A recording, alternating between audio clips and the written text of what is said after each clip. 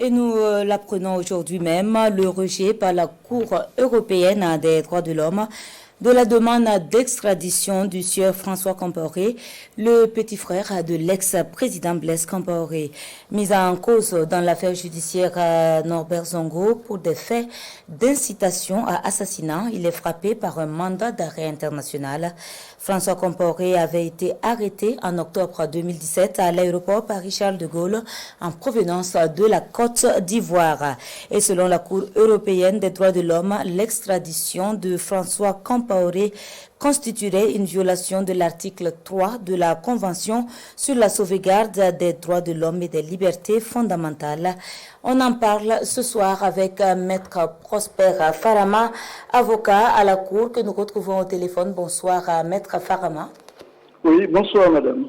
Alors, quel a été votre ressenti à l'annonce de la décision?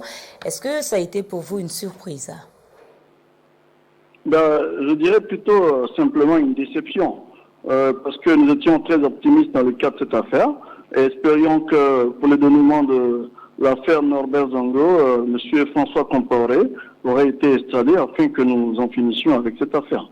Donc je dirais surprise. Pas vraiment, mais enfin pas une question de surprise, mais plutôt une déception. Alors, Maître, le Burkina qui est même condamné à verser un peu moins de 10 millions au sieur Compaoré sur les 65 initialement demandés par l'intéressé. Oui, absolument. C'est-à-dire, outre le fait que l'extradition est refusée, l'État de Burkina Faso est condamné en estimant que des droits de François Compaoré auraient été violés dans le cadre de la procédure. Ça, je pense que les avocats de l'État burkinabé sont mieux placés pour commenter cet aspect.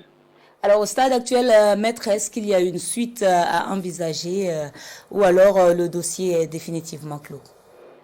Non, le dossier n'est pas définitivement clos parce qu'à ma connaissance, en vertu des dispositions de la Convention instituant la Cour européenne des droits de l'homme, si ma mémoire est bonne, notamment l'article 44 dans son point 2, la décision n'est pas encore définitive. Elle ne deviendra définitive que dans 3 cas, essentiellement. Le premier cas, c'est que toutes les parties écrivent à la Cour pour signifier qu'elles n'entendent faire aucun recours à la Grande Chambre. Le deuxième cas, si dans les 3 mois qui suivent, aucune des parties n'a recours à ce qu'ils appellent donc la Grande Chambre, évidemment, à partir de cet instant-là, la décision deviendra définitive.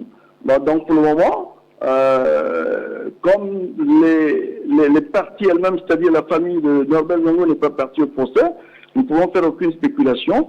En ce moment, seul l'État français qui est impliqué dans cette affaire peut décider de faire un recours contre la décision dans les 3 mois qui viennent. Maître Prosper Farama, merci pour tous ces éléments d'information.